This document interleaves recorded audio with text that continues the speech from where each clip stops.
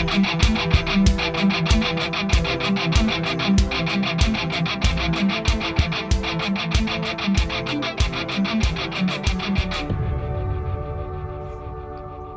is Dr. Jerome Corsi. Today is Monday, February 12th, 2024. Thank you for joining us here on TheTruthCentral.com. We're doing podcasts every weekday. You can get me on X at CorsiJerome1, at CorsiJerome1. And I've created a new Substack, and you can get me at JeromeCorsiPhD.substack.com. First story I want to cover today, and there's quite a bit of news going on. I mean, the world continues to plunge into World War III. There's a story by Gordon Chang, and Gordon Chang is a really renowned scholar of China, and I've known him and worked with him. Used to see him at Fox all the time. When I was on Fox, of course, that was when Fox would have conservatives. At any rate, he's writing a story today in the Gatestone Institute, Gatestone Institute.org, which is a good website for international news. And what he's pointing out is that Biden has really failed entirely in foreign policy, and especially after now we have the special prosecutor report that Biden is experiencing senior dementia. The Democrats have a great deal of difficulty with Biden as their candidate going into the presidential election 2024. I'm not sure they have a good solution for it. 25th Amendment ought to be invoked to get him to retire. It's really senior abuse to continue having him as president. But then you've got Kamala Harris as president, and no one seems to want Kamala, including the Democrats. So what Gordon Chang is pointing out is that Biden's got to realize that with weakening the United States and with China and Iran and Russia joining forces, we're really in the beginning of World War III. He's saying that Biden's opened the floodgates of hell. Although nothing is inevitable, we are fast approaching the point where, as a practical matter, Biden will not be able to stop Russia and China directly and through proxies from merging existing conflicts and turning them into the next global war. Now, this is a very interesting development because if China and Russia do get together and decide that they're going to push the United States deeper into destruction, we're into a world of hurt. Now, we have this guy, Jake Sullivan, who's been the national security advisor for some time, and I think that guy's a complete idiot. I mean, he was saying in the State of the Union, he was on television over the weekend, and he's referring to the war in Gaza. And he said that the administration is trying to prevent the war in Gaza from spreading into a regional conflict, but it doesn't look like it's going to be able to happen. In fact, he pretty much admitted this in the show. He said, I would say these are distinct challenges because, for instance, look, the conflict's already involving about 10 countries in the Middle East. Got 4 major terrorist groups that are fighting. The 2 biggest are, of course, Hamas, which is in Gaza, and Israel is systematically destroying Hamas in Gaza and not stopping. Doesn't look like international pressure is going to get them to stop at all. They're going to continue until they eliminate Hamas in Gaza. So that's one. Then you've got the Houthi in Yemen, who are attacking shipping in the Red Sea, which is making international shipping, divert around the Cape of Africa and get into the Indian Ocean in a longer journey that's about a third longer and a third more expensive. This, again, is going to hurt international trade, and it's going to make the economies of all the major countries relying on international trade more expensive. You've also got Hezbollah in Lebanon, and then you've got various Iranian-supported terrorist groups who are both in Iraq and in Syria, who have been attacking U.S. bases. We had 3 troops killed just recently on a drone attack, 3 U.S. troops killed, and the Biden administration is thinking of pulling out of both Iraq and Syria. So here's how Sullivan tried to put the best face on this disaster which is largely Sullivan's own creation. This guy's also been in favor of the Ukraine war. So here's how Sullivan tried to explain himself. He said, for example, what's happening in the Red Sea is obviously, to a certain extent, triggered by what's happening in Gaza, but it's not the same thing. The Houthis aren't just hitting ships related to Israel, they're hitting a lot of different ships from a lot of different countries. And so we're trying to deal with the challenge to freedom of navigation in the Red Sea. That's a distinct challenge. The militia groups in Iraq and Syria are hitting our forces. We're responding.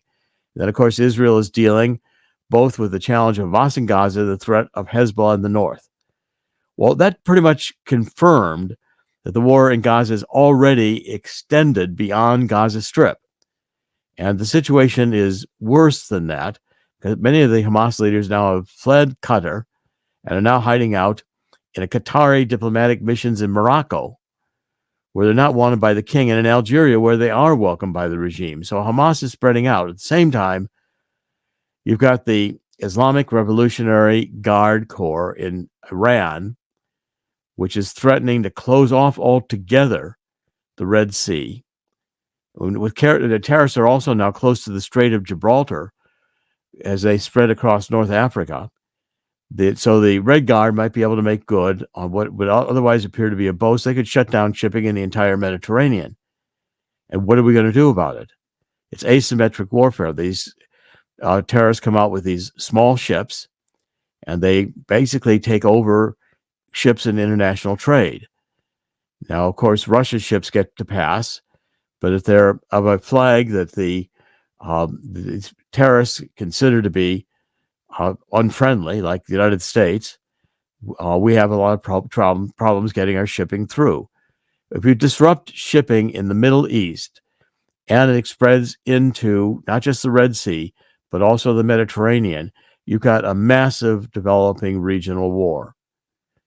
And so the whole idea is that the Biden regime is trying to work with China as a partner, but unfortunately, the regime is promoting the notion that it has an obligation to rule, not just dominate the entire world. In fact, Xi Jinping believes the United States is at most a Chinese colony. And with our border open, a lot of Chinese are coming in here of military age. Biden's also been trying to manage this Ukrainian conflict, but it's, again, we're just pouring more money into Ukraine all the time, and the only beneficiaries here are the arms manufacturers and the arms dealers. So the world is already at a meaningful point of international conflict. And if you watch the Tucker Carlson interview with Putin, which I thought was quite good, Putin was saying that this pushing NATO to the frontier, right on the border of Russia, is a very bad idea. And Putin laid the blame on Boris Johnson in the UK, who was prime minister, for blocking what was a settlement of the war when they had agreed with Ukraine to stop the conflict. Russia has control of two parts, the Donetsk and Donbass, which are two of the major areas in the eastern of Ukraine, which is largely Russian, as is Crimea. And what Russia wants access to the Atlantic through the Black Sea, which means they have to have control Crimea and the southern border of this eastern part of Ukraine, which is Russian. The western part is largely Nazi and Germany supporting. It has been since World War II. And Zelensky is just getting more and more money. And the only reason I can see that the Congress is keeping this Biden funding with more money, the Senate is passing another huge $95 billion bill or something of that magnitude to put more money into Ukraine and money into Israel. They're not going to get a border deal. And I don't think that the legislation that Mitch McConnell is pushing through the Senate is going to have a chance when it hits the House. Essentially, our Congress is another institution that's broken. And Mitch McConnell should definitely retire. I've said from the beginning here that Mitch McConnell was married to Elaine Chao, who has family in China that's worth a lot of millions of dollars. That family would only be alive today if Mitch McConnell did what China wanted. Mitch McConnell is turning out to be like John Roberts in the Supreme Court, one of the greatest disappointments of the GOP. And the American people are not supporting the GOP, they're supporting Donald Trump. A major difference. The GOP is just Democrat light as far as the American people are concerned, and Congress is a complete mess. I've never seen the government be more dysfunctional. And when we're worried about, DEI, when our military is putting in DEI pages and pages and pages on the Pentagon's website, our military is now mouthing a communist created lie, the social justice woke lie. So our military might as well be serving the interests of the communists. And Putin was there saying, why are we pouring all this billions of dollars into Ukraine when we can't control our own border? Well, the point is they don't want to control the border. And they don't want to punish Biden for his corruption, because then you'd have to punish Hillary Clinton for her corruption. And a lot of this corruption stems back to Ukraine, going back to 2013, when Hillary Clinton, 2012, as State Department, Secretary of State, had a private email server, and Hillary Clinton was allowed, with her husband Bill Clinton running the Clinton Foundation, to solicit contributions to the Clinton Foundation from oligarchs like Pinochet in Ukraine, who wanted deals done so they could get foreign policy in their favor. And it wasn't just Hunter Biden, who was the son of then the vice president working with Burisma, a natural gas company in Ukraine. Nancy Pelosi's son was there. John Kerry's, one of his siblings, was there. The whole corruption is massive in Washington. And from what I'm told, the Congress is being systematically blackmailed through a series of sex and cocaine parties that are now seem to be the rage in Congress in Washington, D.C. This entire corruption stems from the abandonment of God and this woke agenda, which is creeping through all of our institutions systematically. So what Gordon Chang is saying is that we're going to see more with Russia and China getting together, both supporting Iran. Going to have more spreading warfare in the Middle East. And the Ukraine war has no potential of solution as long as the woke State Department, and if you remember Victoria Nuland, who's one of the primary architects of this, she was also involved in the Russian collusion narrative, which was a complete lie. And she, if you remember the impeachment of Donald Trump over Ukraine, Victoria Nuland was saying that Trump did not follow the State Department's policy, which was to get Ukraine into NATO. Well, Trump doesn't have to follow the State Department's policy. It might be a good idea if the State Department finally did what the president wanted them to do. Instead, we're poking the bear with putting Finland and Ukraine into NATO. And both Medvedev last week and Putin said, without doubt, that if NATO decides to go to war against Russia, and there's talk in NATO of doing that, insane talk, it will be thermonuclear war. I've never seen the world closer to thermonuclear war than it is today. At the same time, our economy is not doing particularly well, and it's beginning to finally, I've been writing about this now for a year, warning people that we're coming to a great global crash. There's just too much debt in the world. We can't sustain this much debt.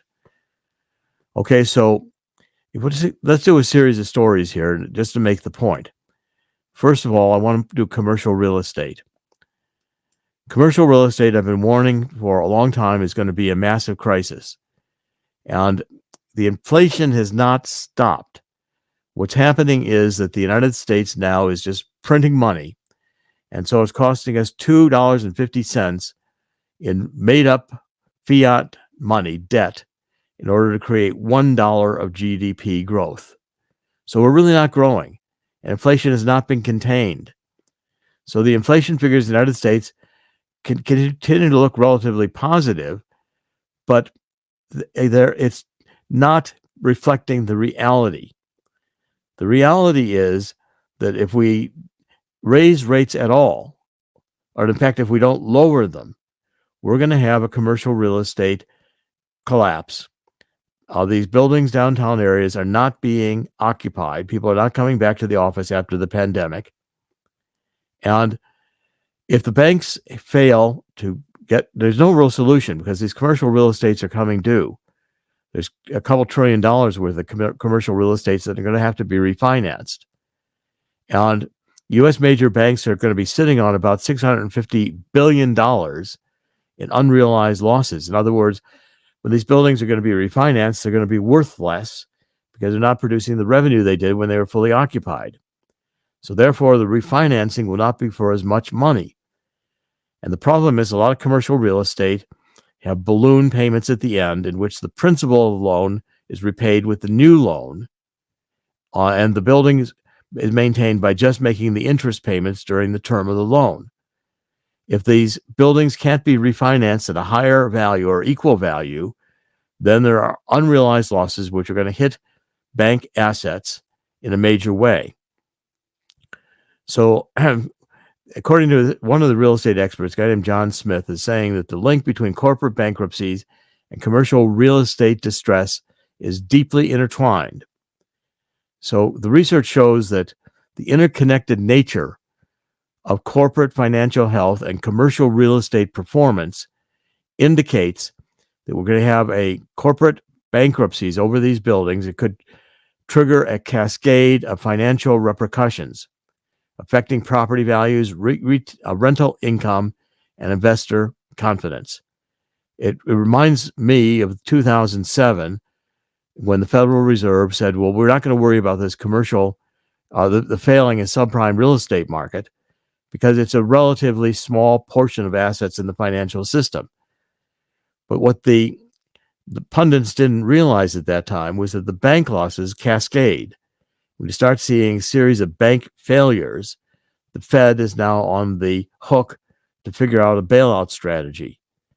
So the rate of delinquencies in the commercial real estate market is going to be a major challenge for the Federal Reserve, and they can't disguise it with just printing more money. With the Treasury printing as much money as it's printing, the Federal Reserve has lost control of monetary policy, and we are adrift in a sea of debt. And that's just the reality. Now, that wouldn't be so bad, except that it's also happening among commercial credits, and I mean among individuals. And by the way, this is the Truth Central, so I'm telling you straight the way it is.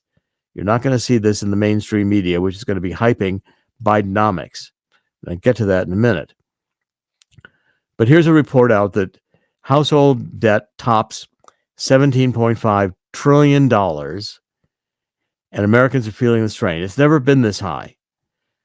And the debt balance is frightening because, again, these ballooning credit card balances, which are increasing incredibly. If we get over $1.4 trillion, 17.5 trillion in outstanding debt, which is a huge number, and then you get it on top of that, the fact that this debt has to be serviced.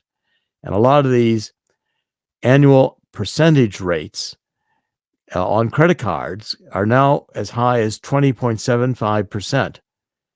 So Americans have maxed out their cards in order to maintain their standard of living. The middle class is suffering. Credit card balances stood over 1 trillion, so just over 1 trillion when the pandemic began. They fell below that level in 2022, charting an 11.2% drop.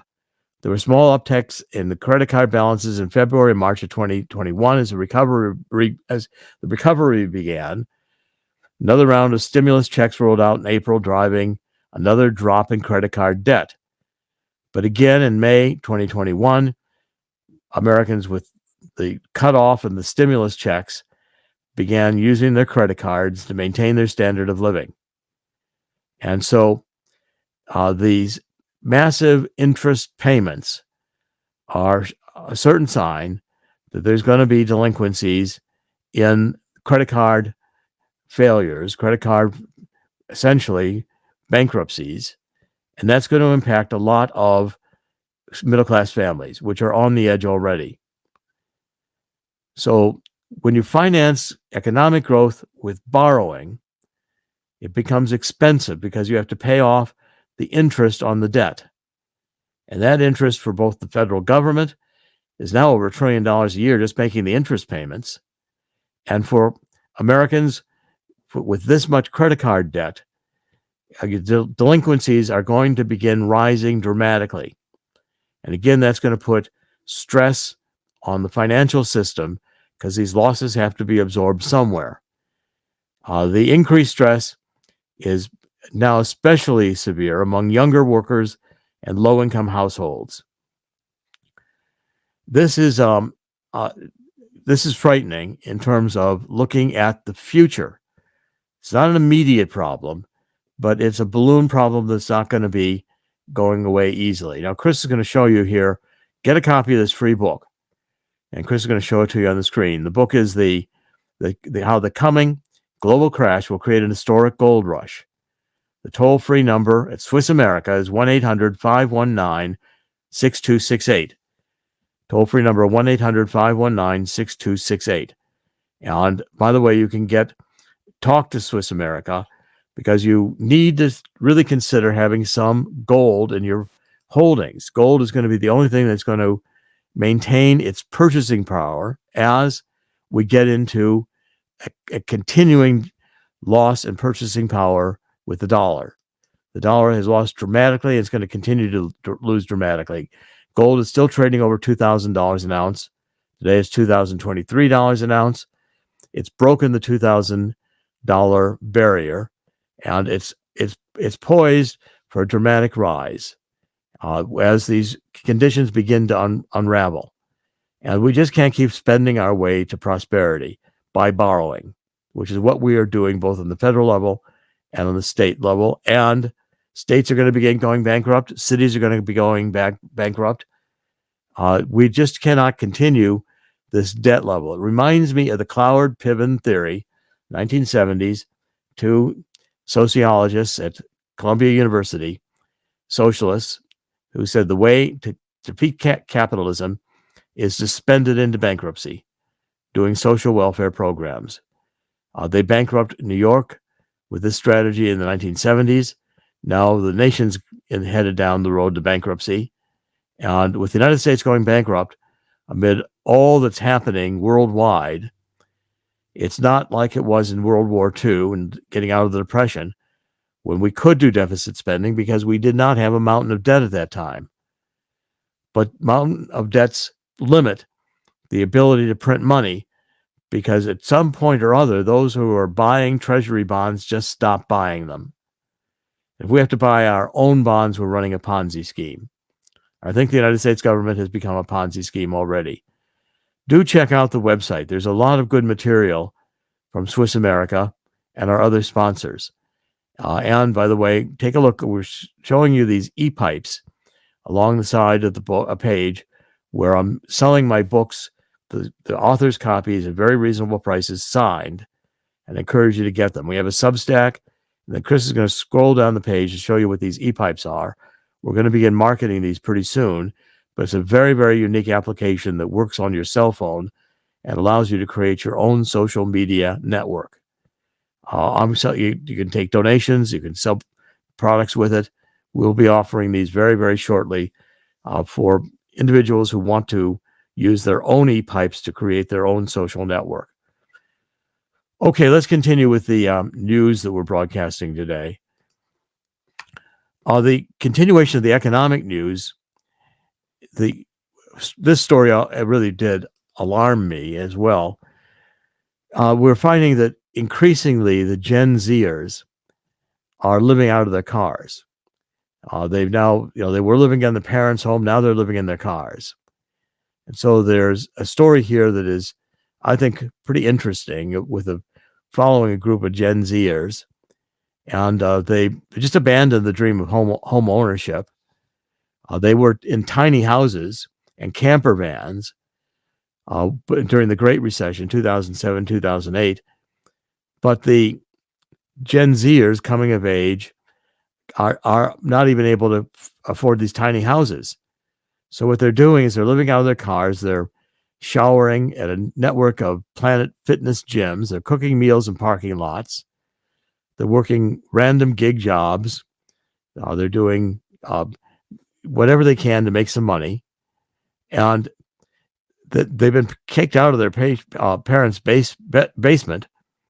So they're building beds in their cars and vans and driving around the country, picking up DoorDash or whatever they do for a little cash wherever they land, and Instacart. This is a frightening situation because these young kids are not getting married. They're not forming families. They're not having jobs. They weren't educated in any way that's meaningful. So their DEI, ESG, woke nonsense is getting them nowhere. And an economy where prices are going up, the cost of living is going up, the middle class is getting squeezed, this is economic instability, and it's just beginning. It's going to get a lot worse. Take my advice now. If you had done it a few months ago when gold was under $2,000 an ounce, you would have already made some money. Your gold would have been appreciating. You don't have to have thousands of dollars of gold in order to make it worthwhile doing. And by the way, I'm writing for Swiss America this book on the war on cash. And it's a pretty grim situation when you understand that the world wants to go to this central bank digital currency, and the World Economic Forum is pushing us to have everything electronic, where our whole lives are going to be electronic. We're going to have vaccine passports and central bank digital currency, and electronic is not fixed value. It's not tangible. What happens when they turn off the internet? Where'd your money go? So, Chris, what do you think of the stories we've covered so far? Well, the sad thing is you're looking at Gen Z having their serious troubles here. Look, a lot of these kids come out with heavy college debt. We talked about this. These young people are enamored to take these useless degrees. They're going to diploma mills, spending all sorts of cash, using their parents or their own or the government's money or the taxpayers' money, I should say, to keep the indoctrination wing of academia afloat. And they come out, they're not prepared for the business world. They're not ready. The jobs aren't there. They're owing a lot of money. This is why they're living in their cars. They're not even taking the tiny houses anymore. It's the cars. I've seen this happen when I was younger. A lot of people I knew, or a few people I knew, had to resort to living in their cars for a little while. You see actors tell their stories about having to do this. But a lot of these kids come out and they maybe their skills are a little lax, or the job competition is tough for the skills they have and the diploma they have, that they're unfortunately being hit. They're being hit by the sad state this economy is in right now, and the sad state that the employment situation's in. Right. I mean, what are you going to do with a DEI degree? An Exactly. ESG Well, degree. you can be a DEI hire, I guess. Yeah, you can run a DEI department, and so this is all going to pass. This is insanity. It's going to have to pass. Now, if we cover more in terms of the climate issue, we're finding that Germany is now, its days as an industrial superpower are coming to an end. And so Germany is having thousands of people laid off as their industrial production is shutting down. Why? Because of the high energy costs. Germany closed its nuclear power plants in 2023 and is having higher costs for natural gas because Russia cut off the natural gas in retaliation for the sanctions that the EU imposed on Russia for the Ukraine war. And China is also a bigger rival. China's not, they're manufacturing still at a much cheaper level. China uses slave labor basically to manufacture. And with China's economic problems, they're no longer having an insatiable demand for German goods. China is, by the way, importing from Russia and India the oil and natural gas that Europe is not buying. So as the industrial competitiveness is plunging Germany into a downward spiral, you're finding that Germany is reevaluating its commitment to net zero. In other words, it becomes a lot less attractive to think about producing less carbon dioxide using fewer hydrocarbon fuels, when in fact your economy is going into the tank. And that's what's happening. The fundamental reality here is that the climate change movement is an anti-capitalist movement at its core. Anti-people, depopulation, and it will cause economic failure by increasing energy costs. What we have today is an economy, industrial states that are advancing, and the third world is advancing because of the availability of relatively inexpensive energy. As this climate agenda increases the cost of energy, we're going to find that the Western industrial world is going to struggle. And it's not a good sign for Germany having to pay these exceptionally high power bills, which is causing industry after industry to halt production processes. So Germany is in a sad state, and Germany has been the economic powerhouse of the EU. If Germany begins to falter, it is not good news for the rest of the EU. And the EU in Brussels continues to have its meetings about all of these sustainability agendas, when Germany is saying the main sustainability we need is jobs.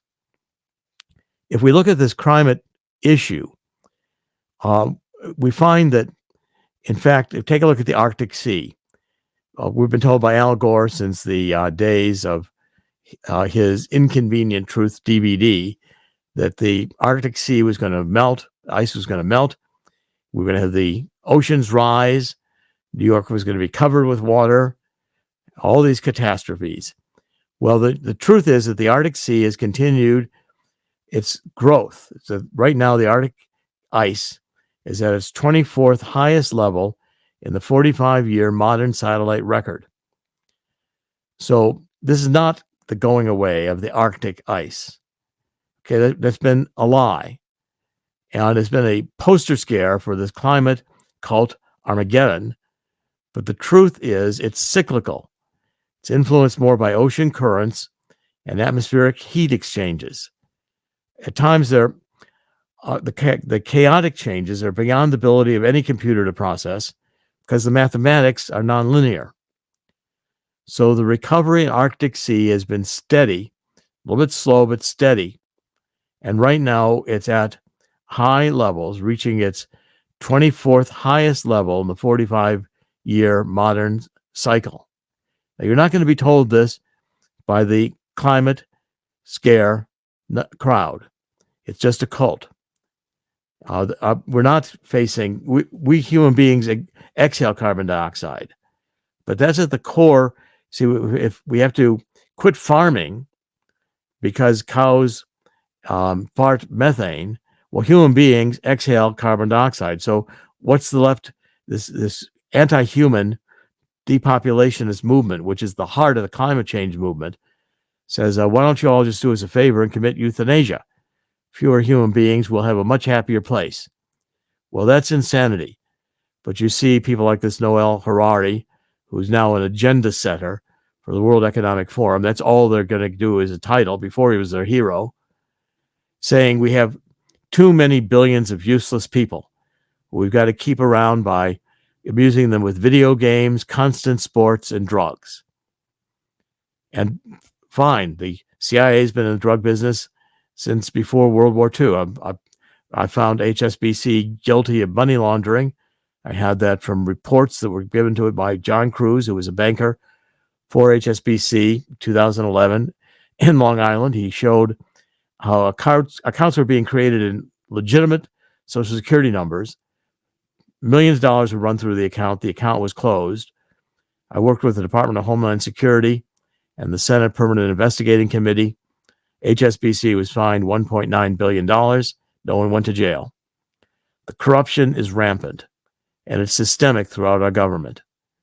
A government this corrupt cannot long sustain. The real sustainability issue is that losing trust in elections, losing God, losing families, these are formulas for economic failure and for world wars. And I'm afraid we're headed that way. Chris, before we wrap up, any final comments? You might remember in the 1970s, it was all about global warming, and then it changed, I'd say, in the 1990s to global cooling because temperatures got cooler. And then it became climate change because they couldn't explain or try to beat it into your heads how they've been indoctrinated and wondering why you haven't been over the whole thing. The idea is it's all about manipulation. It's all about exactly what you said, control by well, we'll call them the one percenters, the World Economic Forum, World Health Organization types that you went over last week. We're looking at this. We're looking at the idea that climate change has been the one climate change and fear of I guess, well, the COVID was another one, but people have kind of been fighting back against that. The climate change one, that seems to be the one manipulating factor that a lot of at least enough people can stick with because it's an easy thing to come back to. We Well, Yeah, look, I guess I'm trying to say I'm trying to say in a roundabout way that this is it's basically the standard. It's the left wing, the Marxist standard as to how they can keep the masses at bay. well, the strategy is continual crisis. So Right. you have a crisis, and then you let normalization, another crisis. The ruling elite can only stay in power by crisis after crisis after crisis. Right. But look at this graph. COVID, followed by Antifa, followed Right. by Black Lives Matters, followed by economic decline, followed by wars. Here's what they're going to do. They're going to look at this graph and say, well, it was much higher back in 1979, 1980, yeah, 1979, 1980, the Arctic ice. Well, yes, of course, the ice caps were melting, everything else was going on, but as you said, it was cyclical. Now the cycle is going upward. You can see it, it's obvious, it's right here. Now let's see what happens in the next 2 years. If it goes up, it's going to be once again global cooling along with climate change. And that's going to be the next tragedy. Yeah, they're gonna blame global cooling on global warming. I mean, this is nonsense. It's not science. I've heard it done. I've heard it done too. It's not science. Okay, but let's wrap up because uh, all of this is dark news. But a ruling elite cannot rule this way long. People catch on. People are saying we don't want the electric vehicles. The farmers are protesting all over Europe. They're saying we're going to drive our tractors into these major cities. This net zero has got to go. The world is turning against war. Human beings don't want to go to war. It's these nations that want to go to war. It's the elites that want to go to war. Putin said we're not being ruled by the people of the United States anymore. We're being ruled by, said Biden is obviously vacant. He's not ruling the country. He doesn't even know where he is half the time. And we just had that affirmed by a special prosecutor. So we won't prosecute this old, demented man. He happens to be president of the United States. And he gets excused for what is admittedly in the special prosecutor's reports, obvious violations of national security regulations regarding the handling of classified documents. His son is around with all this corruption and not prosecuted for anything.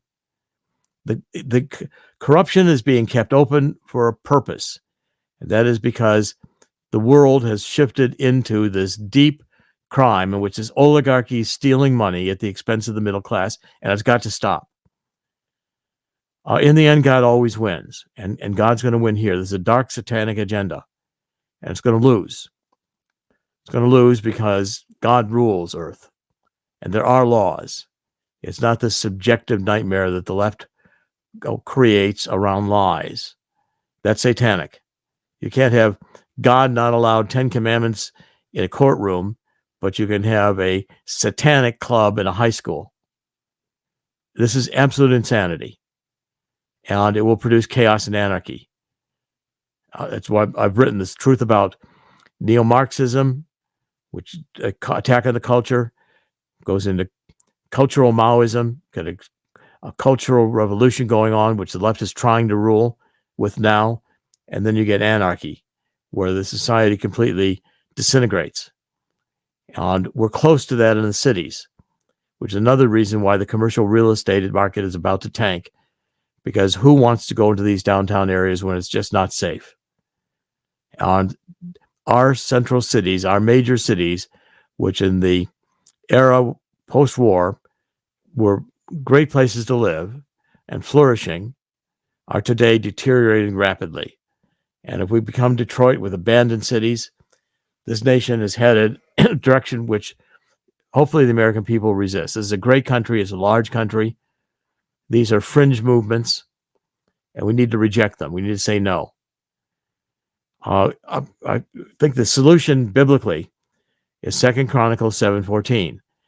We've got to come back to God. We've got to get on our knees and ask God to forgive us for letting us get to this point, killing so many million babies in the womb, ripping them apart into pieces, selling their body parts. This demonized left wants late-term abortions. Why? Well, you can sell the body parts more easily because the children are basically formed as human beings. Only God can give life. We do not have the right to take it away. When we start doing that, we become beasts and we have no God in our heart. A human being without God is a monstrous creature. And God is in every human being. The knowledge of God is hardwired into us. If we do follow 2 Chronicles 7:11, God will hear our prayer and he will heal our land. I don't believe God created the human race to fail. We will win, provided enough people see the light. We've got to shine enough light on this darkness, and the light is the truth. That's why this is thetruthcentral.com. Dr. Jerome Corsi, we're doing these podcasts every weekday. Please join us at thetruthcentral.com. Thank you for being with us today. God bless.